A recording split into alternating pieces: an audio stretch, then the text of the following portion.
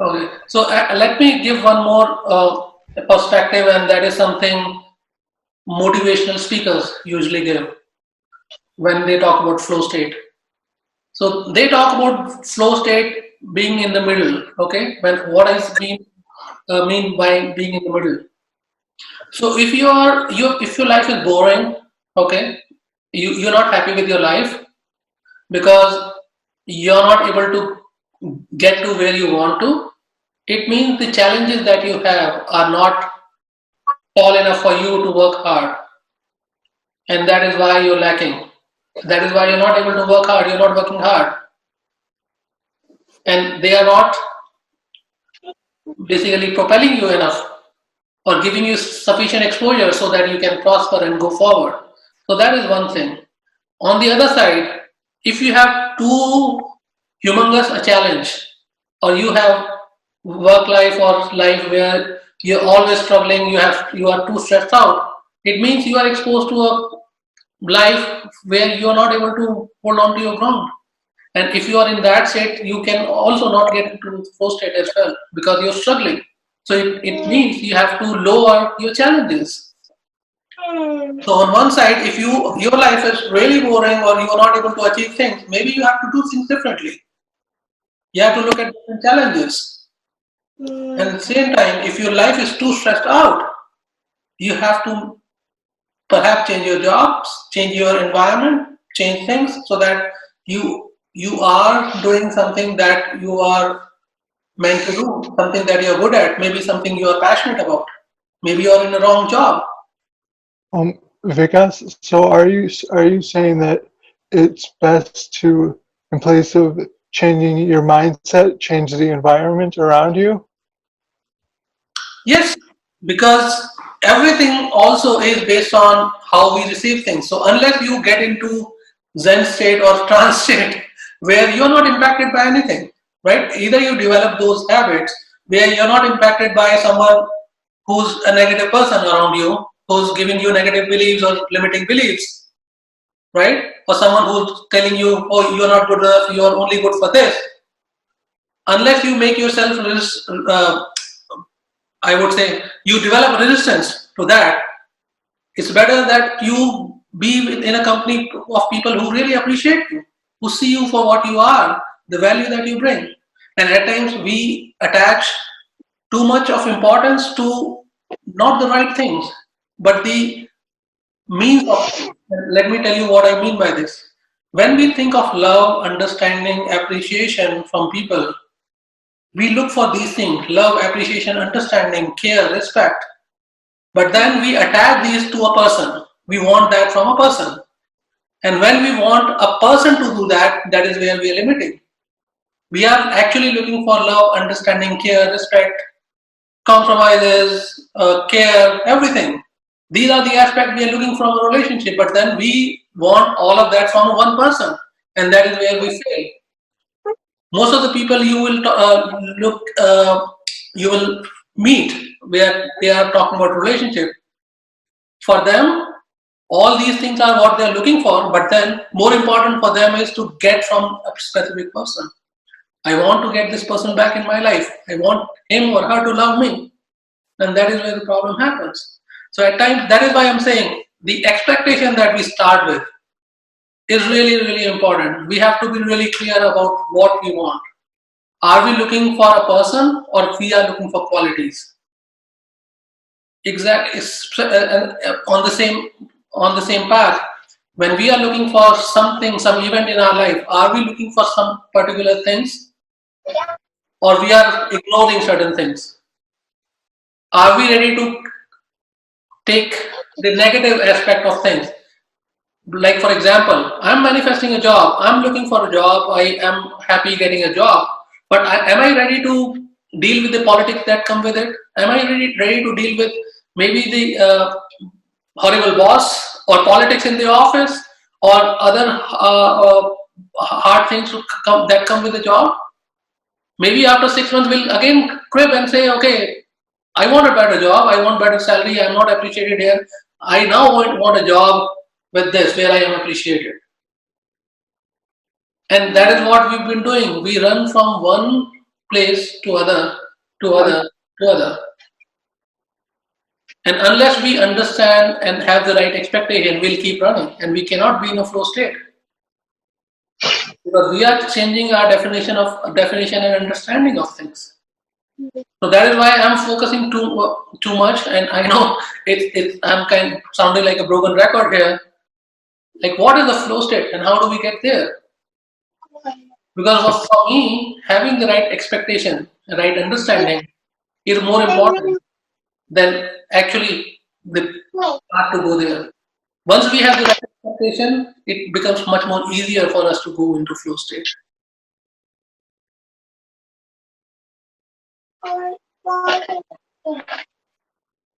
Okay. Did I make everyone sleep?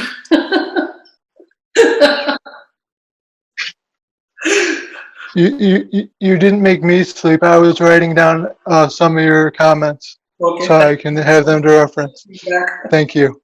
Thank you. Namaste. Namaste to you too. So, how about other view of being in a flow state? We did talk about I did give you a perspective of motivational speakers. How do they feel? How do they look at flow state? How about a spiritual view or a scientific view? What happens in flow state? Someone did talk about that earlier.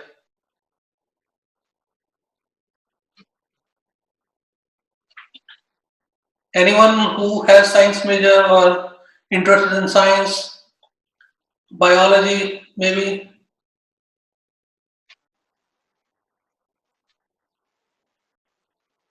The science behind flow state. Elliot, you want to say something? Being in flow state. Sorry, Elliot. Go on. I guess my question is I'm not sure if I'm pronouncing it right. Is the samadhi being in flow state?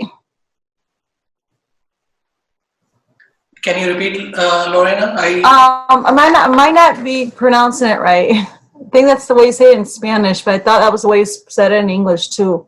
Samadhi, like a samadhi. Samadhi? Yeah, is that being in flow state, like a different type of? Okay, so samadhi also is a word in Hindi. I don't know you are referring to that word. In that case, it is not flow state. If you are Okay, never mind. Elliot, your turn. I don't really remember what I was saying.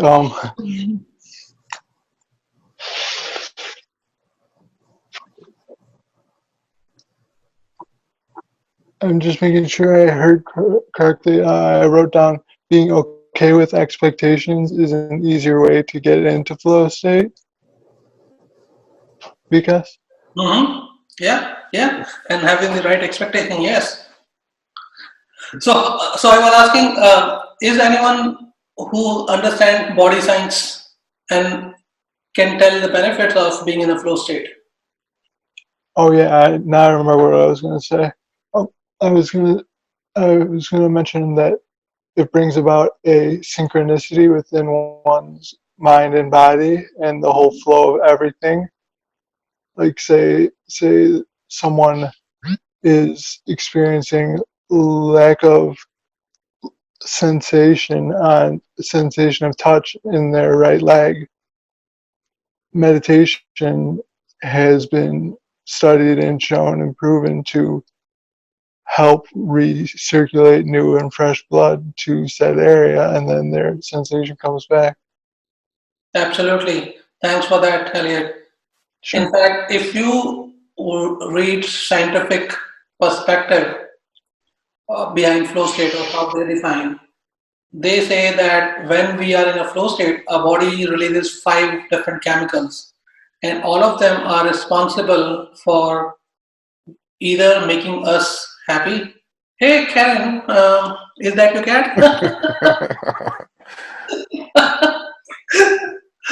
Okay, yeah. So those chemicals are responsible for either making us happy, reducing our stress, okay, reducing the anxiety that we have, and making us feel more energetic.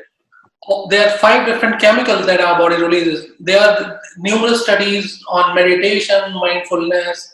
There are other activities related to helping people out. When you help people out, what happens, how your body reacts, and when you are in a flow state, what actually happens. So, like Elliot said, um, our body is tuned to keep us in a state physically, and I'm not talking about mental level here.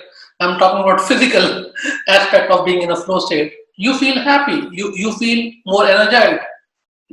You don't feel as much impacted by the negative side of things, even though they still exist. They would continue to exist, but you are not impacted as much. Like, for example, you would have all experienced when you're extremely happy about something, when maybe I can go to Dean when he referred to his experience of uh, his daughter hugging, or maybe I can go to Laura, who just shared that her daughter wanted to spend time with her, and they celebrated her 15th birthday yesterday. When you're happy, do you worry about anything else? Like Dean said very rightly, when his daughter hugged him, he was not thinking about COVID-19 or what are the problems we are having, even though we are all worried about that. And this is one example I'm giving you, right? When we become extremely happy about something, when something touches us inside,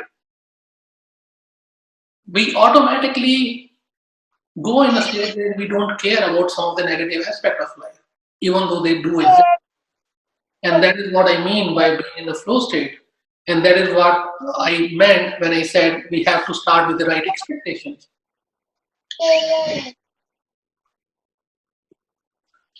So anyone else who want to mention either the scientific view or a spiritual view or any other view on the benefit of being in the flow state? Here's another view, just observing this meeting. I think cats and dogs are constantly in the flow state, in the here and now.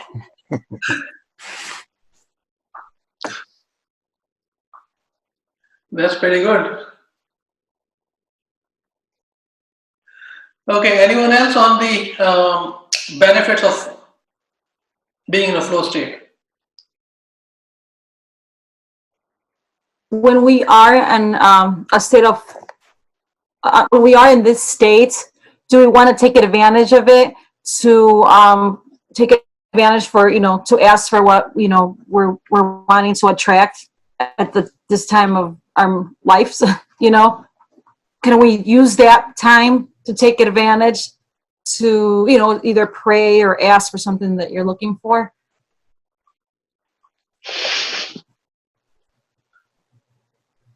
I would say that when you're in a flow state, you really don't have to think about what you're looking for. Things would come your way. At times, okay, so let me step back here. And that is another area that I think we miss. We try to control things by making plans. And when things don't go as per our plans, we become sad, we become unhappy. And is that a right expectation? Let me ask you this. When we don't control everything in this universe, is that a right expectation to make plans, even though we understand we don't control everything, and be sad about it? Because that is something that makes us sad, unhappy. We want to achieve something, we make plans. We make a path to go there, like action plan. Maybe let's take an example of getting a job. Making resumes, sending resume, giving interviews, things like that. Do we still control the outcome? We cannot. And can we say that if you are applying for a job, only then you will get the job, or you'll get the interview call? That is interesting, and I want to share my story as well here related to this. So if we are looking for a job, would you think that if I'm looking for a job and if I don't apply for jobs and I'm not sending my resume, would I get a job or not? Let me hear what you say. I would say no. Okay. It might not come from where you're sending it, but I feel like you still have to make some kind of movement to let the universe know that you're looking. Hmm. Anyone else? Don't you have to? I think we want to link flow state to law of attraction, and maybe you're not. Maybe you're not intentionally thinking about something, but I would want that flow state to be flowing towards what I want to attract. Absolutely. So when we make plans, we sometimes we look at the action related to the goal that we have, and at times our actions of past do come into the picture as well. So I can give you example of me finding job, not at one occasion, two different occasions. And this is ironical. I was talking about the same thing to my friend yesterday. I got a job even without applying. Two jobs. I was not willing to go for those jobs or the interview, but they turned out to be one of the best jobs for my career. I did not send my resume. The thing I did in the past was create my online resume, which they looked at, and based on that, they called. One particular job when I actually started my career, I did not send my resume, and when I got this call from the HR of the organization, and now you might think I'm such a stupid person talking to the HR like that, but I asked them, where did you get my resume from? And they said, I think, I believe you shared with us. And I said, no, I did not share. So can you tell me where did you get my resume from? And they were not able to tell. And they said, okay, that's fine. Let's not talk about who shared. Now the thing is, we have your resume. Would you like to come for the interview? And things happen after that. So at times, when we talk about plan or goal, we look at what we are doing based on what our understanding is. And that is where I'm saying we have to have the right expectation and understanding. At times, something that you've done in the past or someone who has done some action for you on your behalf would also result in you getting something. But if you look at practically, if you look at all the people who would talk about life being in control, they say you would have to take action, only then there would be reaction. You have to take 10 steps, you have to apply for 50 jobs, you may get called for one or two interviews. But I can make you meet with so many people who have gotten things without following that planned approach. Let me ask you this, in your life, every one of you, each one of you, everything that happens to you, is it a result of everything that you planned or your planned action? And when I ask this, I would like you to consider all the aspects in your life: relationship, job, family, your personal, your thinking, the people you're exposed to, your friends. There's so much around you. I'll say yes. There could be a simple thing as I'm going to go on the company bowling team, and you end up meeting your wife. Had you not gone bowling for whatever reason, your life would be very different now. So I believe in the butterfly effect to some extent. So things do happen unplanned as well, right? Yeah, absolutely. My answer is no. No for almost all the things. I'm sorry. My answer is no. No, No can you? for almost all the things. For almost all the things, the answer is no. So when you say no, are you saying that we cannot plan for everything, or are you saying that we have to plan for everything? No, what I'm trying to say is that it's not according to our plans. Okay. So let me get back to Joe. Joe, when you said yes, you actually meant that you meant no. Like you have, even if you do something, you can, you still can get something which you don't plan, right? Well, it could be something you're attracting, and you don't know specifically how it's going to be delivered or in what form. But there's serendipity. I don't know if that's part of the law of attraction. That's what I'm talking about. Because if we are talking about plan and goal, we are only talking about what we are doing. You did not plan to go for that outing or that bowling to meet with someone. Correct. But in the background, I was at that time an age where I wanted to meet someone. So I was probably attracting that, even though I didn't know about the law of attraction. And, darn, just happened to. And I completely agree with that. And that is what I'm trying to mention, that things do happen unplanned way, even though we don't plan things. So, because I would say yes and no. Like, for example, I have planned certain big things in my life, but the small things may have, well, I don't want to say small, but certain things have just happened. Like, for example, I planned to go to college because, I wanted to major in something and get a career, blah, blah, blah. But then what I ended up choosing from a career standpoint was a complete accident. I went to college for something and something totally different happened. So, yeah, so it's part planned and part not, in my experience. Pretty good. Okay. What else? In my experience, life is not planned. It never really goes according to plan at all. As I mentioned earlier, I was in a car collision. It occurred when I was 16. I was knocked into a coma for 2 weeks, and my brain activity level was knocked back to that of a 4-year-old. So I had to relearn everything. I had to relearn how to walk, how to talk, how to eat, even how to breathe on my own. And I mean, I don't view that action or what happened to me as a negativity any longer, because I've grown from that.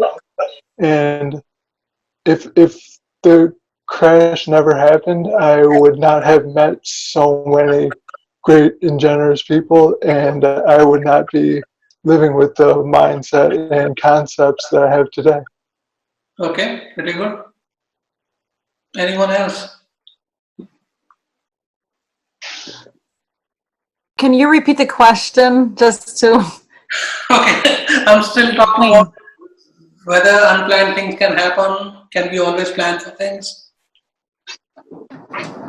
Isn't like manifesting, you're not supposed to necessarily, you're supposed to be open to how things come to you. Like you want that job, but it may come in a way, or it may come about not the way you expect it. Maybe you'll get that job with that salary, this industry, etc., but it will come to you in a way that you couldn't have thought. Is that kind of like where you expect it, but it may just happen in a way that you didn't expect? Mm-hmm. And let me tell you guys, it was a trick question. Okay, we typically try to live life in extremes. Either we think that we should plan things, or we think that we should not plan things. Life happens always somewhere in the middle of two spectrum. The reason I brought this up is to say that we all have to find our sweet spot, which is somewhere from this spectrum, this end to this end. Something that I say, someone else say, we may be able to relate with that or not able to relate with that. But we have to see what works for us. At times we have the mind where things happen when we plan things. And there are not many people like that. I have my own experiences of planning things and getting things by planning, like manifestations. And also there are things which happen completely out of random. And I'm really happy with those. So what I'm trying to say is, it's not about planning or not planning. What is more important is what works for you, you finding your sweet spot. So idea is to look for what works for you. At times, maybe you are more of a scientific person, you're more of an analytical person, You want to read about information first before you feel comfortable. Maybe you are a person who can trust on things. Maybe you are a religious person who believe or have faith or trust that something good is going to happen. But you have to find your sweet spot between two spectrum, and that is what I actually meant. I actually thought there would be lot many people talking about it because it was a trick question. But yeah, I'm still good. Okay, so we discussed about the scientific approach. We discussed about the kind of a motivational approach. Anyone can give spiritual approach or spiritual aspect of being in the flow state. Hi Vicky, can you hear me? Yes, Hi Vicky, can you hear me? we can hear you. Go ahead. Uh, I want to know uh, how can we work fast in the spiritual way? Can you hear me? Yes, we can hear. So you are asking how can we make How it? can we fast work in spirituality way? Okay, so how can we be more spiritual, be faster in spiritual ways? I can address that. Let's first address the spiritual aspect of being in the flow state. So, what happens when you trust, or what happens when you accept, or what happens when you let go of things, or what happens when you're trying to manifest something? I'm just going to give you one perspective. Again, you may or may not agree with that, or may not able to relate with that. But when we are actually manifesting something or being in a flow state, we are actually partnering with the abundance, the universe. Whether you call that energy, you call that creator, you call that God, or you give any name. And when you see that connection, it should take away all the limiting thoughts you have. Whether you can get things, how you can get things, or when you can get things. If we are trying to manifest something, and we are all here for law of attraction, right? One way or another, or spirituality. What does it mean? When we are trying to manifest something, we are making a belief. Who are we partnering with? God, universe, energy, creator, whatever name you give, based on your different beliefs. And if you think from that perspective, I believe it will take care of a lot of resistance that you have, and it will help you manifest things. Any comment, objection on that? And again, my idea, I'm just trying to um, give you guys some food for thought so that I get to hear what you think, so that we all learn from each other.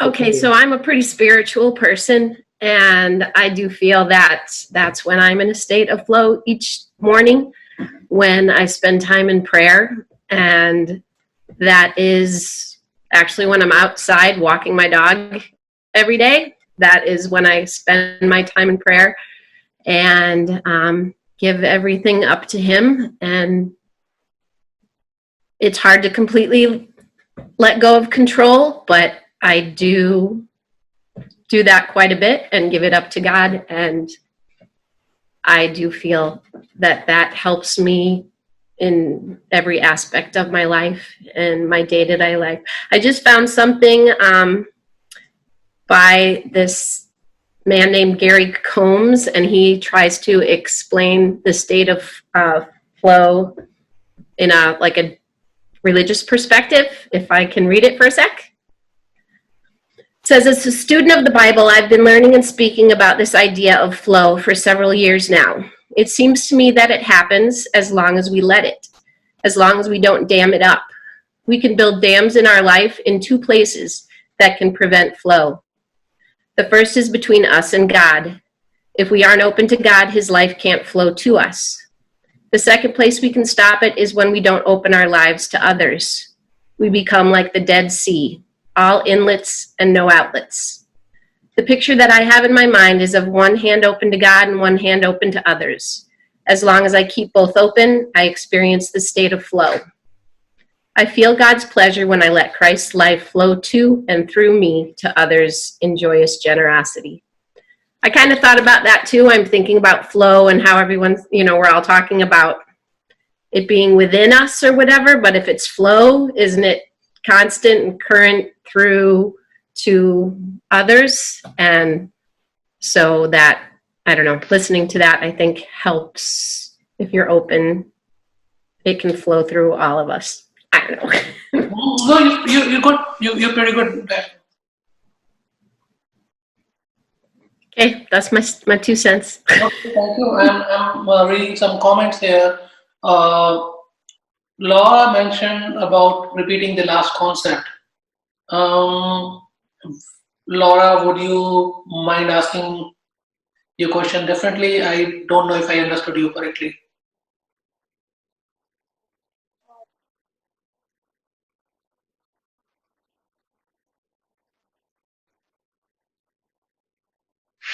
Okay. Okay, we'll let Laura talk when she unmutes herself. Oh, there you go. Sorry. Yeah. Hey, Laura. Yeah. Okay, I figured it out. Your last concept.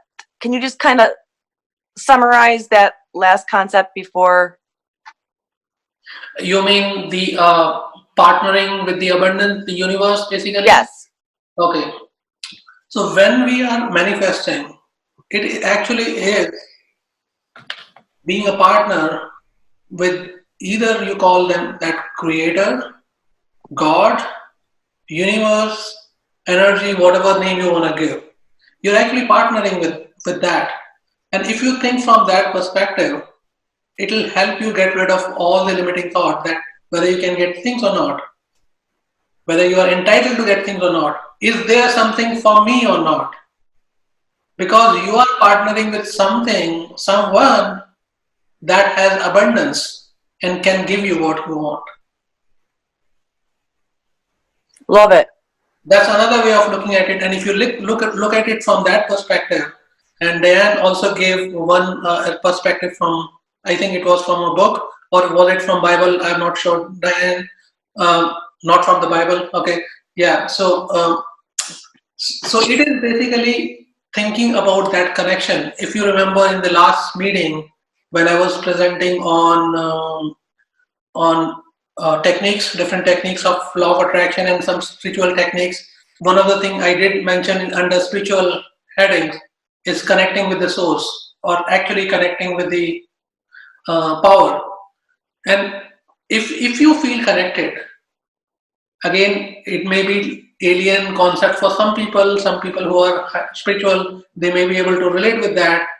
You will see your belief changing, you will see your perspective changing about life, you will see that your acceptance about everything changes, your appreciation changes. You start to be more appreciative of what you get. You start to appreciate people around you. You start to be in a state which is kind of a flow state, because you're not impacted by the problems that you have or the things that are not going your way. But at the same time, you are moving in the direction that makes you happy. You're getting in the direction where you are constantly getting into situation, people, circumstances, events that have positive impact on your life. I hope that helps. Is that okay, Laura? Okay. Yes, thank you. Thanks, Laura. Okay, so Bonnie did mention, don't forget about Galaxy M10's question. So Galaxy M10 his name is Bridge. Let me rename him so that people know what his name is. So, and I'll come to his question now. Okay. I'm just renaming his screen so that we know what his name is. And he's joining from India, by the way, people who don't know. And it is what I think 2 o'clock at night, 2 a.m. there right now. So he's really into the zone and actually quite excited to be up at this point of time, around 2 in the night. So, okay, so how do we make inroad into spiritual journey? Again, may not be a question for everyone, but then some of the things that we discussed last time, right? You have to make a regular practice of being mindful. And I'm not saying that you sit in a meditation for like half an hour every day, 1 hour every day. If you can do so, that is really, really good. Meditation is one of the best things that you can do. By the way, meditation is mostly misunderstood or being looked at differently. If you want to get into flow state, meditation is one of the best ways of doing things. But if you are a person who is not able to control his mind, her mind, like I was for so many years, I was not able to meditate. There are some actions you can do. Again, the example of music, painting, exercising. They are also example of mindfulness, being in the present, appreciating what you have. They are all things that actually keeps you in a meditative state. But coming back to how you be more spiritual or make faster inroads. So you have to be in that zone where you constantly are either able to improve your concentration or improve your contemplation or improve your observation. So I describe meditation into 3 forms: contemplation, concentration, and observation. Most of in fact, whatever techniques I'm aware of, they fall into this category, some way or another. When we do Could you repeat those 3 again? contemplation, concentration, observation. What was the first one? What was the first one? Contemplation? Contemplation. Contemplation, concentration, observation? Yes. So if you do practices related to these, so that you are either contemplating, concentrating, or observing, you will be able to make inroad into your spiritual journey. Even though you don't sit in meditation for 1 hour or 2 hours or whatever it is, you still be able to make inroads. Having said that, if you want to move faster, you have to be in a flow state. You have to meditate more. And I can give tips for doing that. You have, and I'll probably take 30 seconds to give those tips so that other people who are not looking into meditation or spirituality, they don't get bored. So I would say make a regular practice of meditation if you want to do that. Do meditation before you sleep without fail. I would advise 2 times, sunset and sunrise. That's the time the vibration around the globe or universe are lower, and you will not have as many thoughts impacting you. That's one of the best time to meditate. Also, if you can meditate in one specific place at one particular time every day, that will help you far more greater. I can explain, I can get into detail, but maybe sometime later, not everyone would be part of this right now. Do that. Apart from meditation, because you can't sit for more than like 2 hours or whatever, based on maybe half an hour or 10 minutes or 15 minutes, at least when you're not meditating, do things which are actually helping you get into that state. Help people out. Be selfless. Okay, have positive thoughts, right? Do all such things that will really help you. I can probably share the presentation I shared about techniques, spiritual things, and actually we are going to talk about the actual law of attraction, what law of attraction actually is from spiritual perspective next week. That will also help you get into that state. I hope that is good enough for now. Could I say one more thing? Yeah. I just wanted to mention something about meditation. I feel that meditation is soulful medication that alleviates frustration and enhances one's concentration in whatever nation. Oh, that's a good way of putting it, Elliot. It's a medication that removes frustration. That's pretty good. By meditation. By meditation.